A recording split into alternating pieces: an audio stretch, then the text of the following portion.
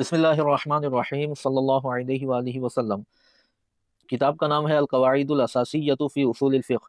اس کتاب کے مصنف ہیں حضرت علامہ ڈاکٹر سید محمد بن علوی مالکی حسنی رحمۃ اللہ تعالی علیہ۔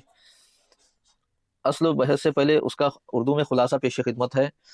فرماتے ہیں اصول الفقہ عنوان ہے، تو اس کی ہم اردو میں وضاحت کرتے ہیں جو کچھ مصنف علیہ الرحمہ عربی میں کہنا چاہتے ہیں، ہم آسان اردو میں اس کی وضاحت پیش کر رہے ہیں، پھر اس کے بعد انشاءاللہ عربی عبارت سمجھنے کی کوشش کریں گے۔ جیسا کہ اس سے پہلے یہ بتایا گیا کہ احکام شرعیہ عملیہ کو جاننے کے ذرائع دو طرح کے ہیں، ایک تفصیلی دلائل، دوسرے اجمالی دلائل۔ تفصیلی دلائل سے مراد کسی خاص مسئلے سے متعلق قرآن کی کوئی آیت یا کوئی خاص حدیث یا کسی مسئلے سے متعلق اجماع امت ہے۔ مثلا اقیم الصلاح یعنی نماز قائم کرو، یہ تفصیلی دلیل ہے۔ ولا تقربوا الزنا یعنی اور زنا کے قریب نہ جاؤ۔ رسول اللہ صلی اللہ علیہ وسلم کا کعبہ شریف میں نماز پڑھنا، یہ خاص واقعہ، یہ بھی تفصیلی دلیل ہے۔ اس پر اجماع کا ہونا کہ میت کی پوتی کے لیے چھٹا حصہ ہے، ترکے میں سے چھٹا حصہ ہے، جبکہ میت کا بیٹا وغیرہ کوئی عصبہ موجود نہ ہو۔ اسی طرح کمی بیشی کے ساتھ بیچنے کے حرام ہونے میں چاول کو گیہوں پر قیاس کرنا۔ مسئلہ یہ ہے کہ اگر کوئی گیہوں کو گیہوں کے بدلے میں بیچے تو اس پر لازم ہے کہ برابری کے ساتھ بیچے، کمی بیشی نہ کرے، یعنی ایسا نہ ہو کہ ایک کلو گیہوں کے بدلے میں 1.25 کلو گیہوں خریدے یا 1 کلو گیہوں کے بدلے میں 2 کلو گیہوں خریدے، کمی بیشی نہ ہو، بلکہ جب ایک ہی قسم کا اناج ہے، ایک ہی اناج ہے تو اس میں برابری ہونی چاہیے۔ ہاں اگر اناج کی اصناف میں اختلاف ہو جائے، یعنی گیہوں کو چاول کے بدلے میں بیچا جائے یا جوار کو جو کے بدلے میں بیچا جائے تو اب کمی بیشی جائز ہے، یعنی 1 کلو گیہوں کے بدلے میں 2 کلو چاول خریدے جا سکتے ہیں، 2 کلو جوار کے بدلے میں 1 کلو چاول خریدے جا سکتے ہیں۔ تو جب اناج کی قسمیں الگ ہو گئی تو پھر اب کمی بیشی جائز ہے۔ حدیث شریف میں ایک ہی قسم کے اناج کو بیچنے میں کمی بیشی سے منع کیا گیا اور کمی بیشی کے ساتھ بیچنے کو سود قرار دیا گیا۔ تو حدیث شریف میں گیہوں کا ذکر ہے لیکن چاول کا ذکر نہیں ہے، مگر علماء نے گیہوں پر چاول کو قیاس کیا کہ چاول بھی اناج ہی ہے، تو جو حکم گیہوں کا ہے چاول کا بھی ہے۔ تو وہی فرماتے ہیں یہاں پر کہ کمی بیشی کے ساتھ بیچنے کے حرام ہونے میں چاول کا گیہوں پر قیاس کرنا۔ تو چاول کو قیاس کیا گیا ہے اور اس کی دلیل کیا ہے؟ وہی حدیث ہے جس میں گیہوں کو کمی بیشی کے ساتھ بیچنے سے منع کیا گیا، تو وہ تفصیلی دلیل ہے۔ فرماتے ہیں جو طہارت کا یقین کرے پھر اس کے ٹوٹنے میں شک کرے تو اس کی طہارت کے باقی رہنے کا حکم کرنا۔ تو یہ استصحاب ہے، استصحاب طہارت، یعنی اصل کا حکم لگایا جائے گا وغیرہ۔ فقہ کی تفصیلی دلیلیں ہیں، جبکہ وہ قواعد جن کی رعایت میں ان تفصیلی دلیلوں سے مسائل نکالے جاتے ہیں ان کو اجمالی دلیلیں کہتے ہیں۔ مثلا مطلق امر وجوب کے لیے ہے، مطلق نہیں حرمت کے لیے ہے وغیرہ، یعنی اقیم الصلاح یہ امر ہے اور مطلق امر وجوب کے لیے ہے، اور ولا تقربوا الزنا یہ نہیں ہے اس میں، اور مطلق نہیں جو ہے حرمت کے لیے ہے۔ تو یہ جو قواعد ہیں ان قواعد کو اجمالی دلائل کہتے ہیں، اور اقیم الصلاح تفصیلی دلیل ہے، ولا تقربوا الزنا تفصیلی دلیل ہے۔ فرماتے ہیں مثلا مطلق امر وجوب کے لیے ہے، مطلق نہیں حرمت کے لیے ہے وغیرہ، تو یہ اور اس طرح کے اصول و قواعد اجمالی دلائل کہلاتے ہیں۔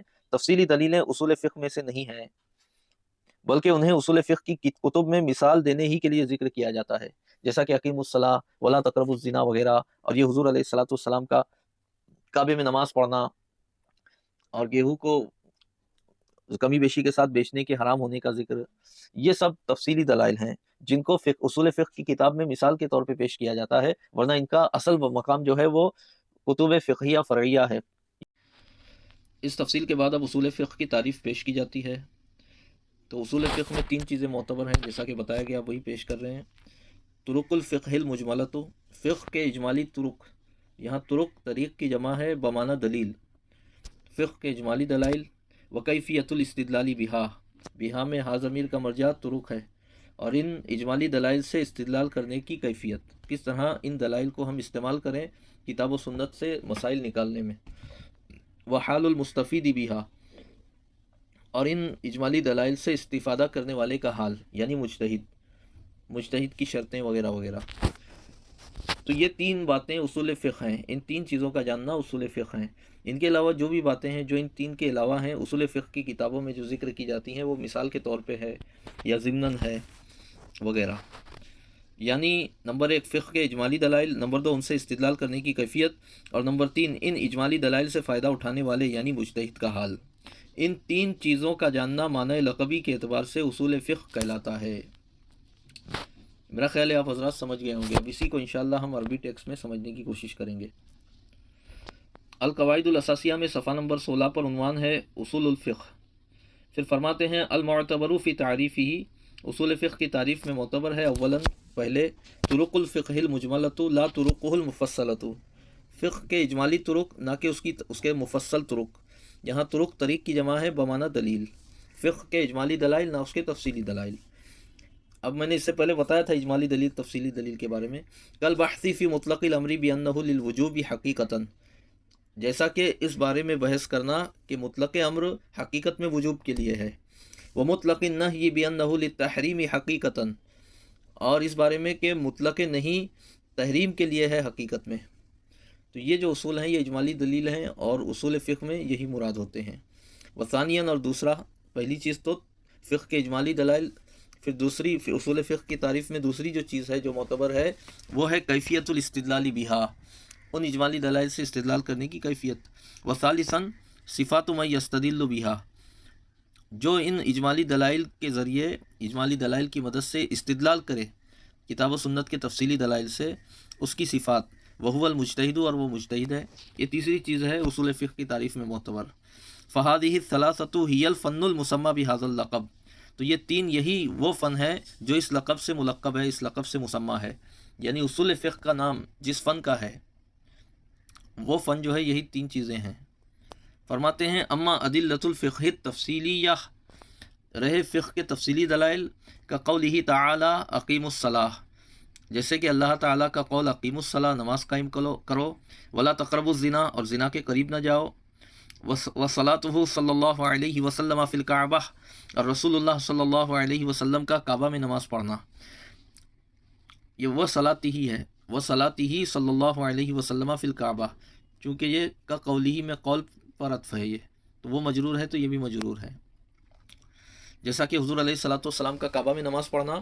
والاجماع علی ان لبنت الابن السدس حیث لا عاصب لها، اور اس بات پر اجماع ہونا کہ بیٹے کی بیٹی کے لیے یعنی میت کی پوتی کے لیے سدس چھٹا حصہ ہے، حیث لا عاصب لها، جبکہ اس کا کوئی عاصب نہ ہو. مثال کے طور پہ اگر میت کا بیٹا ہے تو اب پوتی محروم رہے گی. وقیاس الارز علی البر فی منع بیعہ متفاضلا، اور چاول کو گیہوں پر قیاس کرنا اس کو کمی بیشی کے ساتھ بیچنے کے منع ہونے میں. واستصحاب الطہارۃ لمن شک فی بقائہا، اور طہارت کا استصحاب اس کے لیے جو اس کے باقی رہنے میں شک کرے. جیسا کہ میں نے مثال دے کر سمجھایا کہ وضو کیا، بعد میں شک ہو گیا کہ وضو ٹوٹا یا نہیں، تو استصحاب طہارت کا حکم لگے گا کہ نہیں وضو باقی ہے. فلیست من اصول الفقہ، تو یہ ساری مثالیں جو انہوں نے دی فرماتے ہیں یہ اصول فقہ میں سے نہیں ہے. وانما یذکر بعضها فی کتبہ تمثیلا للتمثیل، اور ان میں سے بعض کو کتب فقہ میں مثال دینے ہی کے لیے ذکر کیا جاتا ہے. انما جو ہے یہ للتمثیل میں حصر پیدا کر رہا ہے کہ ان میں سے بعض مثالوں کو تفصیلی ادلہ کو یا فروعات کو جو پیش کیا جاتا ہے اصول فقہ میں، فرماتے ہیں یہ للتمثیل مثال دینے ہی کے لیے پیش کیا جاتا ہے، سمجھانے کے لیے پیش کیا جاتا ہے، ورنہ حقیقت میں یہ اصول فقہ نہیں ہے، اصول فقہ کا حصہ نہیں ہے. فرماتے ہیں والنظر فیہا انما ہوا وظیفۃ الفقیہ، اور ان تفصیلی دلائل میں غور و فکر کرنا وہ فقیہ ہی کا وظیفہ ہے، فقیہ ہی کا منصب ہے، اسی کا کام ہے. یہاں فقیہ سے مراد مجتہد مطلق ہے، جو براہ راست کتاب و سنت سے مسائل نکالتا ہے وہ مجتہد ہے، چاہے مجتہد مطلق مستقل ہو یا مجتہد مطلق منتسب ہو. فرماتے ہیں فإنہ یتکلم علی ان الامر فی نحو اقیموا الصلاۃ للوجوب، اس لیے کہ فقیہ مجتہد اس پر گفتگو کرتا ہے کہ اقیم الصلاۃ جیسی آیت میں امر وجوب کے لیے ہے. والنہی فی قولہ تعالی ولا تقربوا الزنا للتحریم، یہاں والنہی میں نہیں جو ہے یہ ان الامر میں جو امر ہے اس پر عطف ہے، اسی لیے یہ بھی منصوب پڑھا ہم نے. والنہی فی قولہ تعالی ولا تقربوا الزنا للتحریم، اور اللہ تعالیٰ کے قول ولا تقربوا الزنا میں نہیں تحریم کے لیے ہے، اس پر وہ بات کرتا ہے. بخلاف الاصولی، اصولی کے برخلاف، فإنہ انما یتکلم علی مقتضى الامر والنہی، اس لیے کہ وہ تو امر و نہیں کے مقتضا ہی پر گفتگو کرتا ہے.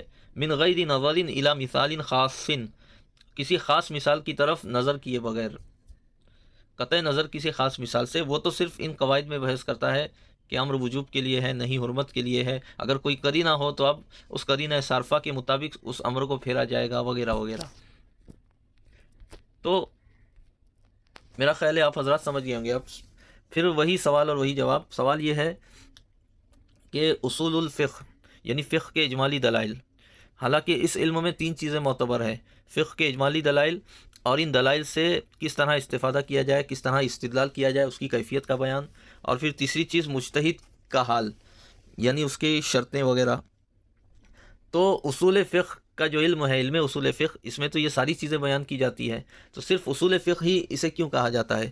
تو جواب یہی ہے کہ اس فن پر جب اصول فقہ بولا جاتا ہے تو وہ لقبی معنی ہوتا ہے، کیونکہ اس فن کا ایک حصہ ہے اصول الفقہ، دلائل فقہ اجمالیہ ایک حصہ ہے، تو اس مناسبت سے پورے فن کا نام اصول الفقہ دے دیا گیا. اسے معنی لقبی کہتے ہیں. جس طرح الصلاۃ کا لغت میں معنی دعا ہے، اور جسے ہم اردو میں نماز کہتے ہیں، وہ عبادت جو ہے دعا پر بھی مشتمل ہے، چند اقوال پر مشتمل ہے، چند افعال پر مشتمل ہے. تو صرف دعا ہی نہیں ہے نماز میں، دوسری بھی بہت ساری چیزیں ہیں، مگر چونکہ نماز کا ایک حصہ دعا ہے تو اس مناسبت سے پوری نماز کا نام الصلاۃ رکھ دیا گیا. یہ معنی لقبی کے اعتبار سے ہے. تو اسی طرح اصول الفقہ معنی لقبی کے اعتبار سے جو ہے اس فن کو اصول الفقہ کہا گیا. وصلی اللہ علی سیدنا محمد وآلہ وصحبہ اجمعین والحمد للہ رب العالمین.